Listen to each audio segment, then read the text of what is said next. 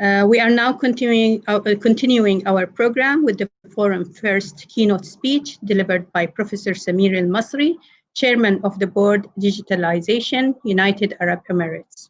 Professor al-Masri received his PhD in 1997 in speech production from Institut National Polytechnique de Grenoble in France. From 1997 until 2001, he worked in Hokkaido University and NTT Japan, building a talking robot. After that, he joined the University of Western Sydney as an associate professor, and at the same time, he was working at leading IT consultant companies in Sydney. From 2009 till 2014, Professor al-Masri was full-time professor at the Department of Information System, King Saud University. From 2014 till 2017, Professor al-Masri worked for General Electric as a senior regional director, leading digital projects in MENA region. Professor al-Masri has more than 130 published research papers on advanced digital technologies. He is a public digital industry speaker, founder and chairman of Digitalization and other companies, as well as the author of Certified Digital Business Leader and Certified Digital Transformation Professional Program. It is now our pleasure to invite Professor Samir to deliver his speech entitled Arab World Roadmap Toward Digital Economy. For the participant, please note that you are requested to post your questions in the Q&A session in the right top corner.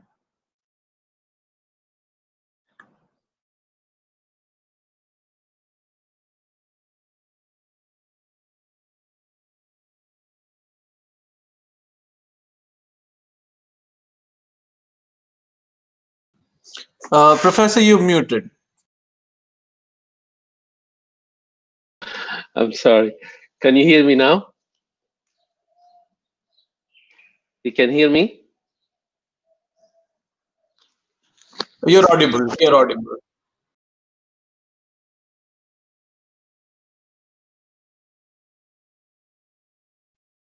Can you hear me now?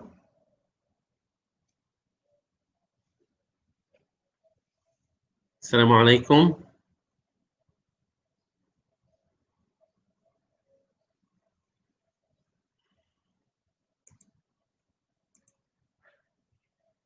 Hello? Professor, you're audible. You can hear me? Yes. Okay, perfect, perfect. Okay, I'm sharing my screen. So you can see my screen, my presentation now? Yes. Can you see my presentation and hear me properly? You're audible and your screen sharing is okay, doctor. You may proceed. You can see the screen?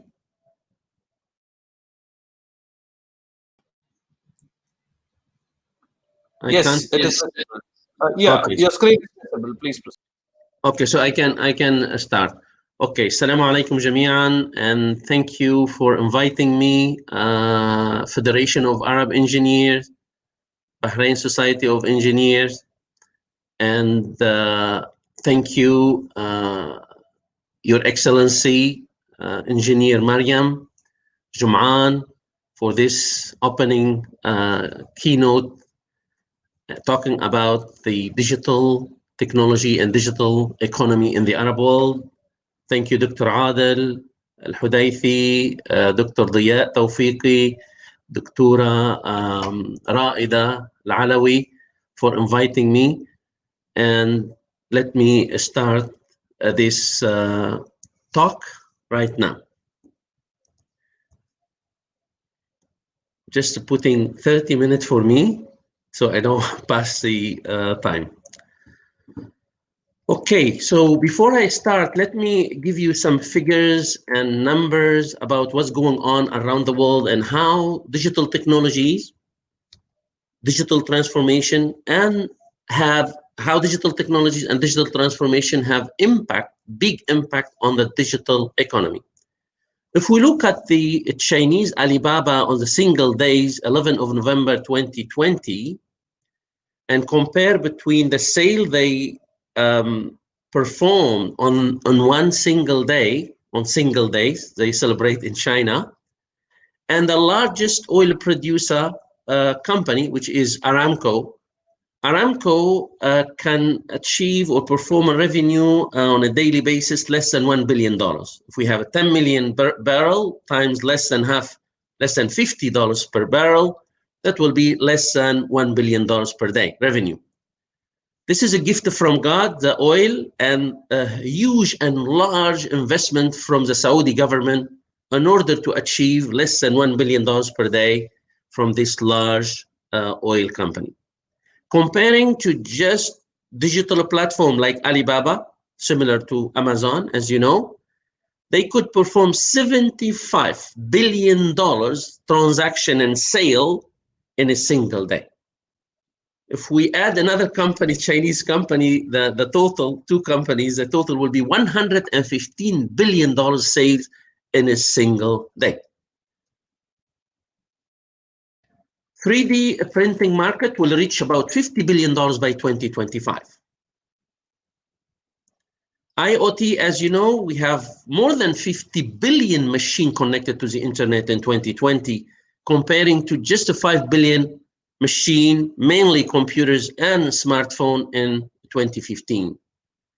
The market or IoT technology will generate about $20 trillion to the world economy by 2030. $20 trillion is equal to the United States economy, just Internet of Things technology. Smart city market will reach about $2.5 trillion by 2025. Blockchain technology alone will add to the world economy around $3.1 trillion by 2030. $3.1 trillion is equal to all Arab world economy. Just one technology, which is blockchain, in 2013 will generate economy equal to the Arab world economy. Artificial intelligence will contribute by $22 trillion by 2030. $22 trillion, more than United States GDP. All digital technologies together, including artificial intelligence, blockchain, Internet of Things, cloud computing, big data, all will contribute by 2025, in 1 year, we're talking about 1 year, about $60 trillion. And $60 trillion is actually present 2/3 of the whole world economy, because the world economy today, before Corona, of course, now we have problem with Corona. Before Corona, the world economy was around $90 trillion. Digital technologies, and of course, under the umbrella of digital transformation, we have to be careful, and we're going to talk about this, will contribute to 2/3. It will add to the world economy 2/3 just in 5 years and in single year. So this is really massive. This is an alert for all the world and our region and the Arab world that if we don't invest in digital technologies and if we don't transform our organization, our companies, our hospital, our universities, our government, if we don't transform it in the right way and invest heavily and have a clear strategy and invest heavily to execute the digital strategies, we will be not only left behind, let me use this word, we will be a slave in the near future, unfortunately. But inshallah, we work with you all to avoid this catastrophic, because with every threat, we have an opportunity. It is a huge opportunity here for the Arab world, for the developing country, to leapfrog European country if they know how to do it and how to invest it. Because the technologies today is not a secret, is not hidden from anyone. Whoever would like to be there, would like to invest and plan and have the knowledge at the first place, will be there. Because those countries who master and own the digital technologies, such as artificial intelligence, will be so much ahead and will have huge capabilities comparing to those countries without this capability. It is very serious and very crucial for all the Arab world, all the Arab leaders, all the intellectual in our region to understand and start with initiative. Let me study the current situation in the Arab world quickly and put some recommendation. Here we have around 50 artificial intelligence strategies, 50 countries with artificial intelligence strategies, and that's 2020.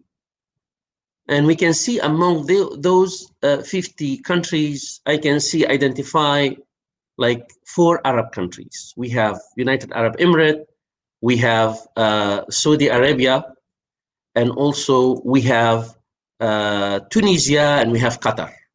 So those countries, they have artificial intelligence strategy or kind of artificial intelligence strategy, which is something encouraging and good. And we encourage all the Arab countries to have not only artificial intelligence strategy, but digital strategy in every single aspect of technologies, for AI, for blockchain, for IoT, for everything.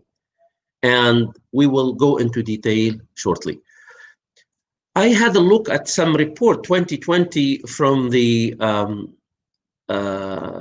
Arab Fund, I think, صندوق النقد العربي. So around all the Arab countries, and this is written in Arabic now, sorry, but I mean, just to show you that this is some of the Arab country here with some kind of strategies in digital technologies and artificial intelligence, or just a general digital strategies. I just read about those strategies, and to be honest, not all of them, they are in the right track, in the right direction, because I could still see that still like many people, actually many people around the world, they misunderstand the digital transformation. And in our region as well, people, they think digital transformation or digital technology, let's say, they think it is just a software, or they think it is just a kind of paperless, or just using ERP and CRM. And this is actually very wrong. Some countries, they still confuse between digital strategy and digital transformation strategy. They are not the same. Digital transformation strategy is your strategy how to transform.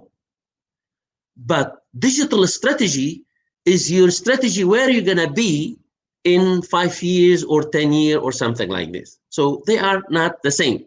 Also, I noticed some confusion. Some countries, I know, like, well, I don't want to mention name, but some ministers, even in the Arab world, they misunderstand digital transformation with e-government. When they define digital transformation, they think it is e-government, and actually it is not. So this is my just a comment. Here I can see also the measurement factors or tool that has been used. They have been used by some Arab country. I don't see a lot of a strategy about data, for example, because digital strategies, it's all about data. Without data, we can't have digital technologies. We can't have digital economy. So these are my comment. I just had these pictures, you know, PISA, which is kind of international student assessment, 15-year-old, they assess a student in math, science, and reading. And we can see here in the Arab world, I mean, some countries, they don't participate, some Arab country, but if they participate, we are in the lower part. And some countries, most of the Arab countries, they don't even exist or they don't participate. So we have education problem. We have a very serious education problem, and I will prove it to you, or maybe you're convinced already without the proving to you. I will show you in the next slide something very concrete about my opinion.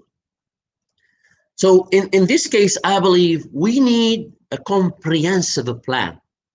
It's not about just I sign a contract with Cisco or sign a contract with SAP or Apple or Amazon and we think we are ahead. We need a comprehensive plan for the entire country. I'm talking about country by country. And of course, for the entire region, not just simple purchasing from vendor. This is a very serious, an important point. If we look at the Arab and the developing countries, they are ahead in spending on military, by the way. Okay, maybe there is a reason behind. I'm not now going into detail and analysis, but I'm just comparing between, let's say, knowledge, and PISA is not the only factors to measure the education problem we have, but I'm just giving you just a hint. Okay, so in military we spend a lot, but in education I see we have a problem. This is from Digital Competitiveness Index. This is it's a global index. It measures how competitive we are in every country comparing to the rest of the country. You can see here, country like US, not because US is powerful and big, it is ahead. Look at Singapore. Singapore, as you know, a very small country, but they are second in the Digital Competitiveness Index. I would like to look at some Arab countries here. I see United Arab Emirates doing a great, number 14, ahead of some European country like France, like Belgium, just a little bit ahead of Australia, ahead of China in the digital competitiveness ranking. We don't have time to explain detail about this, but I mean, this is showing how competitive you are doing in the world of digital. I can see Qatar number 30, and I can see Saudi Arabia number 34, and Jordan 53. So we can see about 4 countries in this digital competitiveness in the top 15 country in this ranking. This is 2020. Here is the very crucial, important point. As I mentioned, we have UAE number 14, we have Qatar number 30, for example, in the top 30. But if we go to the same index, Digital Competitiveness Index, it has a detail. This one, it focuses on the knowledge and skills, know-how necessary to discover, understand, and build the new technologies. When it comes to the skills and the knowledge, how to do it, how to create it, how to contribute, we don't see, unfortunately, any Arab country in the top 30. And here, this is not my information. This is global and available from the internet. You can see, again, USA in the top, Singapore. But here you can see, for example, UAE, it was ahead of Australia here, just ahead of Australia. I don't see UAE at all here or any Arab countries, unfortunately, in the top 30. So what is the conclusion of all of these? The conclusion is maybe, I mean, I'm just criticizing critique, and this is not just to put people down, but of course to identify the issue and how we can work on. I'm very optimistic guy, not pessimistic. So when it comes to own the knowledge and the skills, we are behind. This one shows us maybe kind of, okay, we're in UAE in number 14, but UAE mainly we measure the consumption of technology. Of course, UAE, I live here and I know how hard they work and at all indexes, and they try to do their best. And I know Souk.com come from here and Karim from here, and a lot of incubators, a lot of hard work here. But still, for UAE and for the rest of the Arab world, we are using technology more than creating technology. And here is the role of government, universities, and companies to start creating, not only using technology. This is very crucial and important point. Here it's a beautiful representation of competitiveness ranking. Here also some comparison between some Arab world, some Arab countries, details in terms of innovation, infrastructure. For example, when it comes, again, look at United Arab Emirates. When it comes to usage, you can see the government is number 2 worldwide. But when it comes to, when it comes to like something related to own the skills and create the skills, we are behind. But we are doing a great, like at the level of United Arab Emirates, for example. And we can see here again, if we look at United Arab Emirates, I look at United Arab Emirates as a top Arab country in let's say, in the digital economy. If we look at that knowledge and technology output, you look at this factors, is number 86 worldwide. 86, so much behind. So this is confirm my point that we need to work on create, not only use. Okay, fine. Okay, now let me put my study how we can do digital transformation at level of companies and at level of countries. First, everybody around the world, they need to look at this Gartner hype cycle for emerging technology. This is show us where the new technology, emerging technologies. You can see here emerging technologies such as 4D printing, 5G, digital twin, IoT platform, machine learning, deep learning, autonomous vehicle, drone, blockchain. So this is very important, everybody, to look at it, because all the big companies around the world and country look at it and work an investment based on where this technology and what technology we need to invest in. And this is when we need to have this our digital strategy for every country and every company. One big problem around the world and in our region, people, they don't understand digital transformation. The best people, I mean, maybe the best understanding, the best not right understanding is using digital technologies. But using digital technologies without a new innovative business model, we don't call it digital transformation, we call it digital change. We have to come up with a new innovation, a new business model enabled by digital technologies.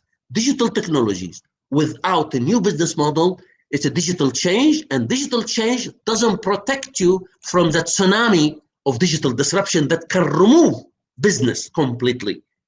So this is very important. We don't have time to explain deeply, but we have to understand definition of digital transformation using digital technologies to support the new digital business model. And here we can see innovation is a key. Without innovation, we can't do digital transformation. And digital transformation is a continuous process.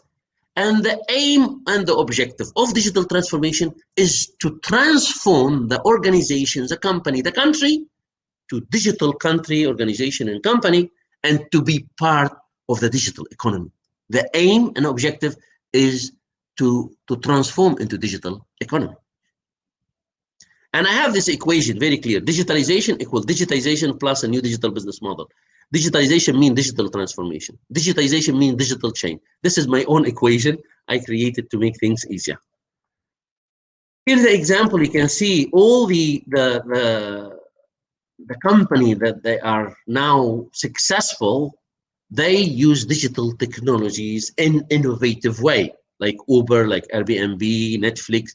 It's a new business model, new way of doing business, not just using digital technology with just old way of business model. I created myself this framework called Digital Transformation Framework to help people who would like seriously and honestly how to do digital transformation. Here we have something called metrics. This metrics, it's an acronym. Each letter mean one component or one element need to focus on to do digital transformation. For example, we start with M, mindset, execution, transformation, regulation, innovation, customer, and strategy. I will talk quickly about each one of them because we don't have enough time. So for example, the mindset. The mindset is the most important thing. The mindset of the leaders of a company or organization or a country. This mindset of transformation. We are human. We used to live in the mountain. Now we live in the skyscrapers. Animal, they never transform. This is the difference between human and animal. So we need to believe in transformation and non-stop transformation.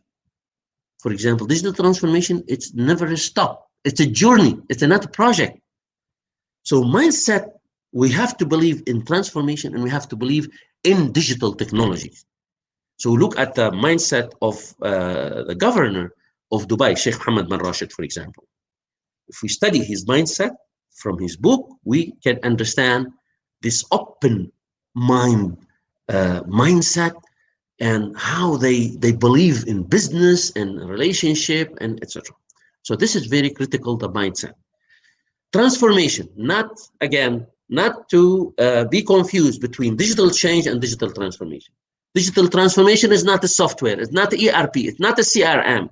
It's a complete project, complete journey, which we have to look at every single aspect of the government or the organization and put strategy how to transform this to become digital. A strategy without digital strategy, it's not a strategy today, we have to call it a digital strategy. And the digital must be in the core and the heart of the strategy.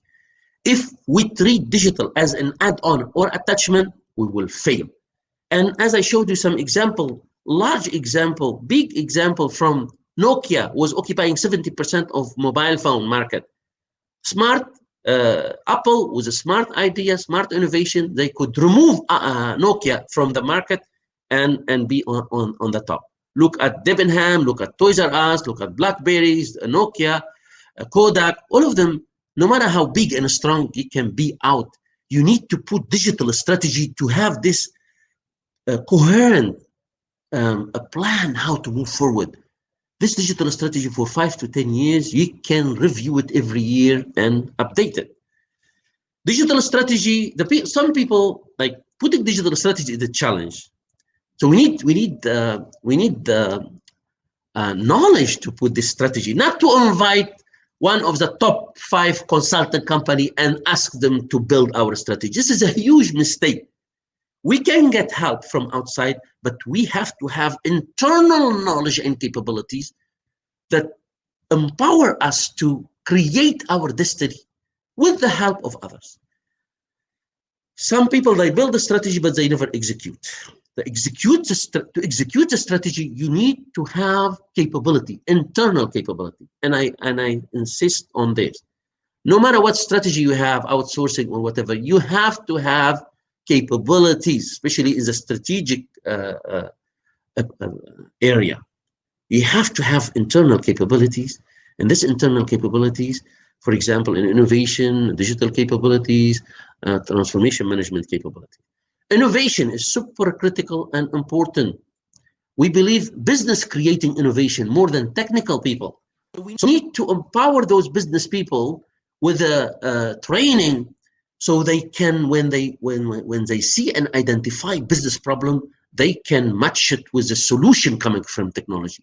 And every single employee must innovate and be part of this innovation, not just research. Innovation is different from research. And we have a KPI, everybody must submit, and we create system, must submit IDs. And if your idea is selected for implementation and we have revenue, we have to give you share of the revenue to create this loyal system with employees. We don't have time to explain more. Unfortunately, some companies, organizations, and countries, they might create... Professor Samir, Yes. Sorry, but you have 5 minutes so that we Yes. can go on time with the Yes. other program. Absolutely. Thank you. Absolutely. I can see. Thank you, Dr. Raida. So when we develop a system or a project under the umbrella of digital transformation, this system need to address customer need, customer value, customer pain point, not to develop technology system for the sake of technology. It need to be to create values for the customers and for the employees. We have to be careful with the regulation. This is very important. So the countries, they need to start creating regulation for digital technologies. So people, they don't, or companies, they don't invest heavily. And at the end of the day, we say, this is not under our regulation. So countries, they have to be ahead, and the government, they have to start creating laws and regulation and policy. And we have, when we do digital transformation, we have to respect this regulation of the government, of the industry, and the standard of the company. So we have roadmap here. Start with knowledge, leadership, mindset, alignment, analyze the market, build the strategy, build the capability based on our strategy, start innovate based on our strategy, identify ideas and use cases, build the business case, define the governing body, and start, plan, execute, and manage a transformation. So this is applicable for organization and companies, and also for countries, but I will add a few things for countries. This is my last slide. I have 3 minutes. So quickly, we have to create this stability in stabilize political and social situation.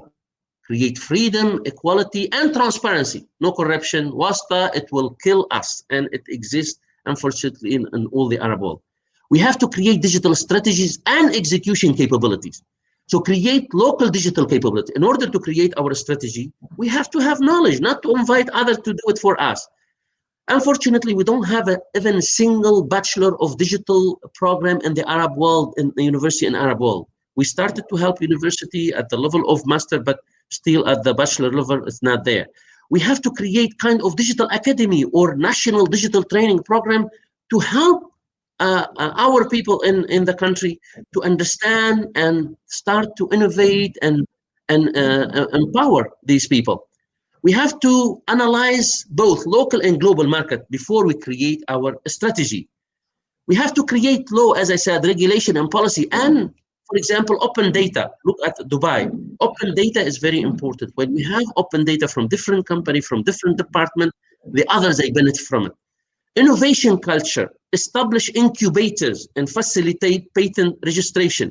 Build the spaces for young innovators. They don't have money. Build them spaces and let them go for free there, free internet, free coffee. Create business centers to help startup. Maybe they can't afford to rent spaces. We create business centers so they pay cheap price. Allocate fund for research and development. Create national funding system for new digital startup. Fund digital startup at all stages. It's very important and crucial to look at the startup, to invest and promote. Organize a startup competition.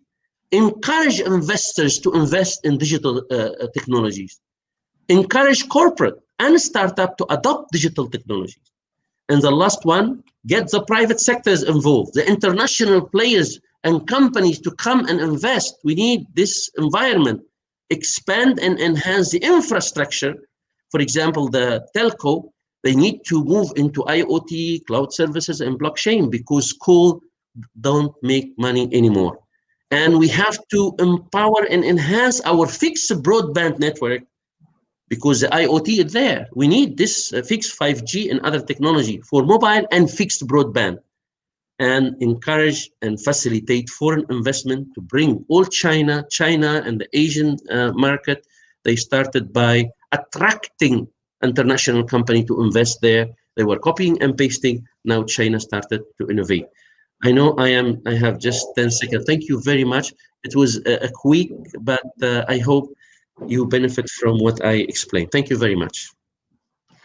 Thank you, Professor Samir, for the remarkable and really very interesting speech. I have two questions here, and I wish that you can answer them very briefly, Doctor, because we are running out of time.